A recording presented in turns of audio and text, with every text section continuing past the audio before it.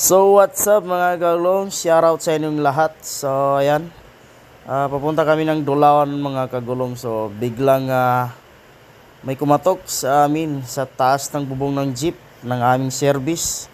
So akala namin mga kagulong may nangyari ng hindi maganda, pero yun di naman ang totoo mga kagulong. Meron talagang nangyaring hindi maganda. Kasi pag hinto namin, biglang talon, ayun no, biglang talon yung iba. Kasi nga nagmamadali sila. So ayun pala mga kagulong,